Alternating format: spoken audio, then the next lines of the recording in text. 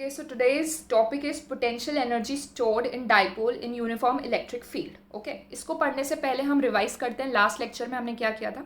Last lecture में हमने दो क्वांटिटीज़ के बारे में पढ़ा था। पहला was dipole and dipole moment and दूसरा था टॉर्क ऑन अ डाइपोल। तो डाइपोल क्या होता है, अगर एक पॉजिटिव चार्ज और एक negative charge of equal magnitude किसी एक स्मॉल डिस्टेंस पर प्लेस्ड है तो इस सिस्टम को हम बोलते हैं डाइपोल। फिर डाइपोल मोमेंट होता है। डाइपोल मोमेंट क्या होता है, it tells us the strength of dipole. ठीक है, उसको हम रिप्रेजेंट करते हैं पी से और उसका फॉर्मूला होता है Q into 2a, where Q is magnitude of these charges and 2a is the distance between them. This was dipole moment. Okay, उसके बाद हमने किया था टॉर्क। टॉर्क क्या था, देखो जब हम किसी डाइपोल को यूनिफॉर्म इलेक्ट्रिक फील्ड में प्लेस करेंगे, suppose this is the dipole, यहाँ पर पॉजिटिव चार्ज है और यहाँ पर नेगेटिव चार्ज है, तो जब भी आप किसी डाइपोल को या किसी चार्ज को इलेक्ट्रिक फील्ड में रखोगे तो उस पर फोर्स लगेगा। ठीक है, पॉजिटिव चार्ज के ऊपर इलेक्ट्रिक फील्ड की डायरेक्शन में ही फोर्स लगता है और नेगेटिव चार्ज पर इलेक्ट्रिक फील्ड के ऑपोजिट में फोर्स लगता है। तो बेसिकली एक ऐसी चीज़ है, एक इधर फोर्स लग रहा है, एक इधर फोर्स लग रहा है, तो जो टोटल फोर्सेस हैं वो क्या कर रही हैं, इसको रोटेट करने का ट्राई कर रही हैं इन दिस पर्टिकुलर डायरेक्शन। समझ आ गया। तो जब भी रोटेशन मोशन आता है तो पिक्चर में कौन सा फोर्स आता है, it is torque. The rotational force is torque, तो टॉर्क पिक्चर में आता है। तो टॉर्क का फॉर्मूला हम लोगों ने कर लिया था। Torque was PE sine theta. ठीक है, जहाँ पे P was your dipole moment, E was electric field का strength and this theta is angle between the dipole and the electric field. Clear है इतनी बात। ठीक है, अब हमें पढ़ना है पोटेंशियल एनर्जी। देखो पोटेंशियल एनर्जी हमने बहुत बार पहले भी कर चुके हैं। पोटेंशियल एनर्जी होती क्या है, energy because of the configuration. कोई सिस्टम है ऐसे रखा हुआ है, तो इस सिस्टम में लाने के लिए कुछ काम करना पड़ा होगा, कुछ वर्क करना पड़ा होगा, तभी हम इसको यहाँ पर इस तरीके से प्लेस कर पाए हैं। तो भी जो भी वर्क हमें करना पड़ता है to put things into their respective places, वो वर्क कैसे स्टोर हो जाता है, वो पोटेंशियल एनर्जी के फॉर्म में स्टोर हो जाता है। ठीक है, जैसे नॉर्मल पोटेंशियल एनर्जी आपने किया था mgh, है ना, ये किया था कि जब आप किसी ऑब्जेक्ट को किसी हाइट पे रेस करते हो, तो जब आपने इसको रेस किया तो आपने वर्क किया, और वो कितना वर्क किया, mgh, और वो जो वर्क था वो इसकी पोटेंशियल एनर्जी बनकर स्टोर हो गया। ठीक है, क्लियर है इतनी बात।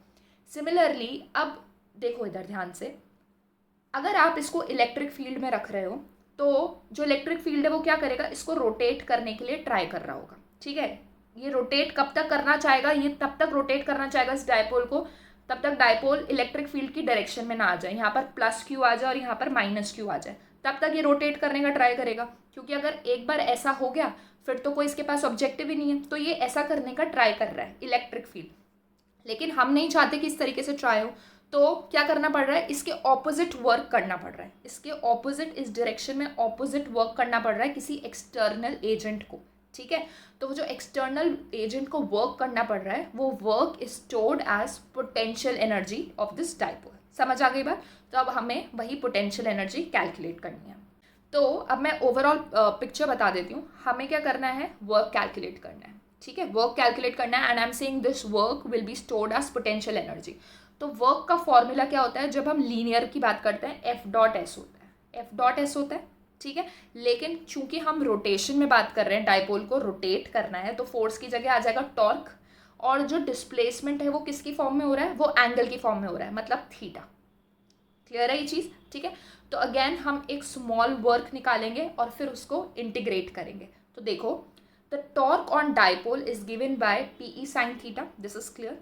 इन vector form it can be written as torque is equals to P crossing, ये हमने किया है। Okay, the torque tries to decrease theta and tends to arise the dipole in direction of field. ये क्या करना चाह रहा है, जो टॉर्क है, देखो ये इलेक्ट्रिक फील्ड थी, डाइपोल इधर रखा था एट एंगल थीटा, ये क्या चाहता है इलेक्ट्रिक फील्ड, इसको इधर रोटेट करवाना चाहता है। मतलब क्या कर रहा है, ये थीटा को डिक्रीज करने का ट्राई कर रहा है। ये चाहता है कि जो डाइपोल है अब ऐसा हो जाए, मतलब थीटा 0 हो जाए, तो ये थीटा को क्या कर रहा है, डिक्रीज कर रहा है।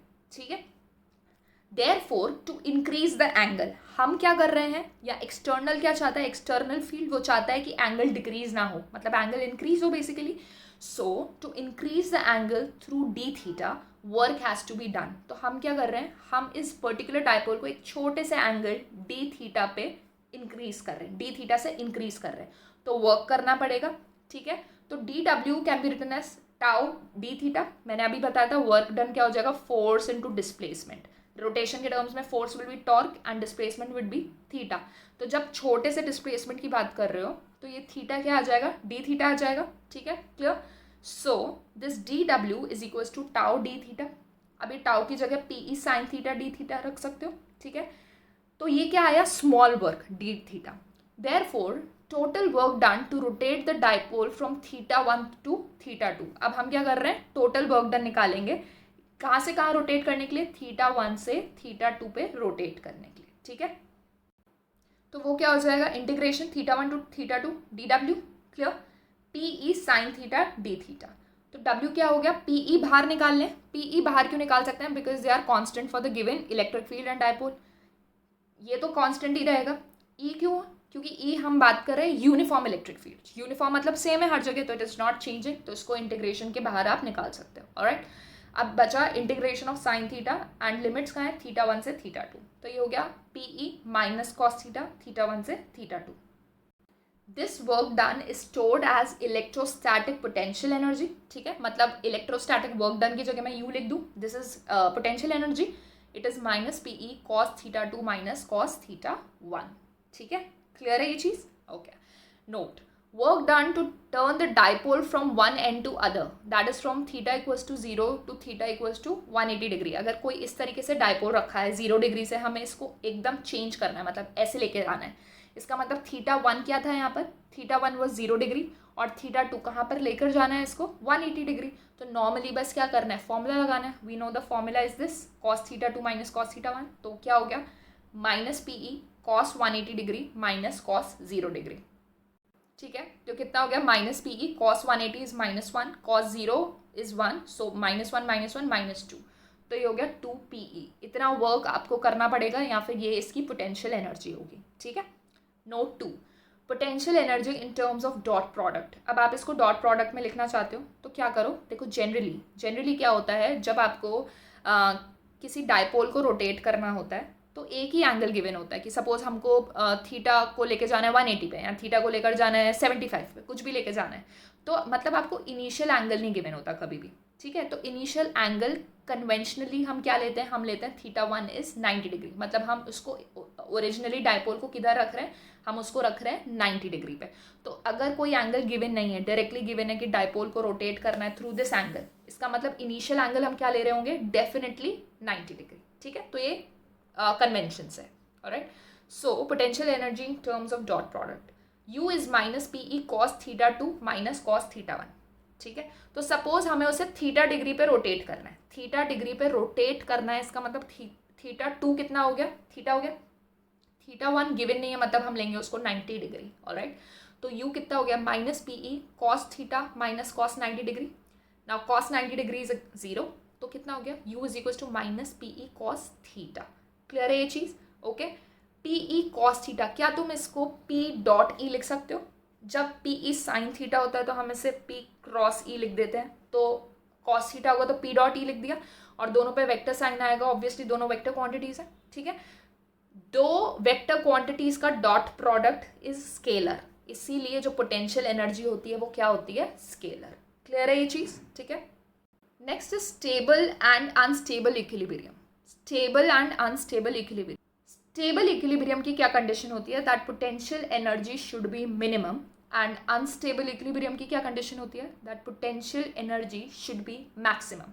क्लियर है मेरी बात। तो देखो U का फॉर्मूला क्या होता है, U is minus P E cos theta. ये मिनिमम कब होगा, ये मिनिमम होगा जब ये क्वांटिटी 0 हो जाए, और ये 0 कब होगा, जब थीटा इज 0, ठीक है। मिनिमम कब होगा ये, जब U equals to minus P E आ जाए, तो थीटा शुड बी 0। तो मिनिमम पोटेंशियल एनर्जी कितनी पॉसिबल है, माइनस पी ई। ध्यान रखना, कोई भी स्टेबल चीज़, जब भी मैं बात करती हूँ स्टेबिलिटी की, इसका मतलब है उसकी एनर्जी कम से कम होनी चाहिए। तो जितनी ज़्यादा नेगेटिव होगी कोई चीज़, उतनी ज़्यादा स्टेबल होगी। तो when we are talking about stable equilibrium, इसका मतलब जो उसकी एनर्जी है वो कम से कम होनी चाहिए, यानी जितनी नेगेटिव पॉसिबल हो उतनी होनी चाहिए, ठीक है।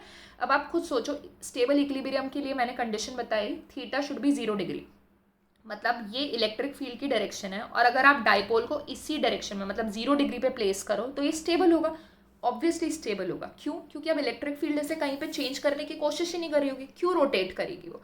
इलेक्ट्रिक फील्ड पॉजिटिव चार्ज पे आगे की तरफ फोर्स लगा रही होगी, नेगेटिव पे पीछे की तरफ फोर्स लगा रही होगी, तो उसे अब कुछ नहीं करना, वो स्टेबल है। अब इलेक्ट्रिक फील्ड बिल्कुल भी डाइपोल पे चेंज नहीं लाना चाहती।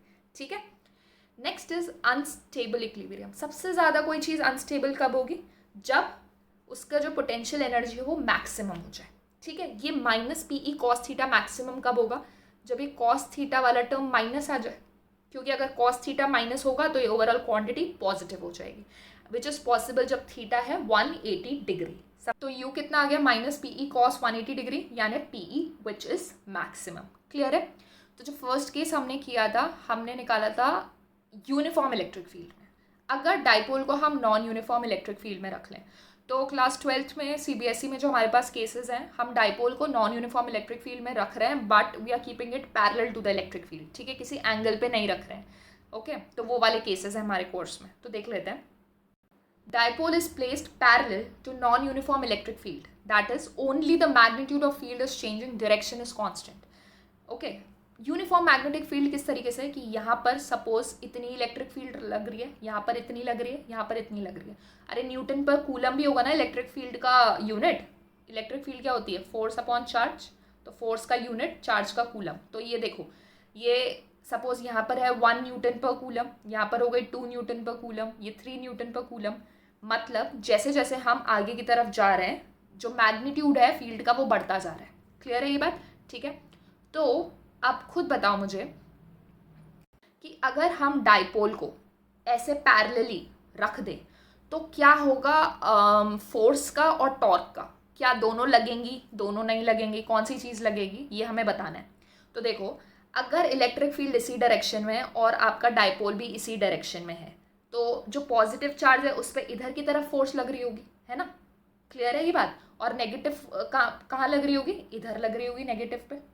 ठीक है, नेगेटिव लग रही होगी, बट यहाँ पर जो फोर्स है वो ज़्यादा लग रही है। यहाँ पे ज़्यादा लग रही है क्योंकि इलेक्ट्रिक फील्ड बढ़ता जा रहा है। इलेक्ट्रिक फील्ड बढ़ रहा है मतलब इस डायरेक्शन की फोर्स इज ग्रेटर दैन इस डायरेक्शन की फोर्स। इसका मतलब है इस एक्सिस में जो फोर्स है वो बढ़ती जाएगी। फोर्स तो लग रही है। अगर ये यूनिफॉर्म इलेक्ट्रिक फील्ड होता तो जो फोर्स होती इधर और इधर वो क्या हो जाती? वो हो जाती इक्वल, तो फोर्स जीरो होती in uniform electric field. But अभी क्या है? नॉन यूनिफॉर्म इलेक्ट्रिक फील्ड है, इसलिए फोर्स तो लग रही है। जो नेट फोर्स है वो इधर की तरफ लग रही है, जिस डायरेक्शन में आपका इलेक्ट्रिक फील्ड बढ़ रहा है उसी डायरेक्शन में लग रही है। अगर हम टॉर्क की बात करें तो torque would be zero. Torque zero क्यों होगा? टॉर्क की वैल्यू होती है पी ई साइन थीटा।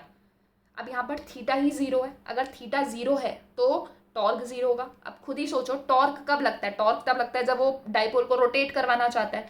अगर ऑलरेडी डाइपोल ऐसे रखा हुआ है तो वो क्यों रोटेट करवाना चाहेगा? नहीं करवाना चाहेगा। तो torque is zero but there is force. Clear?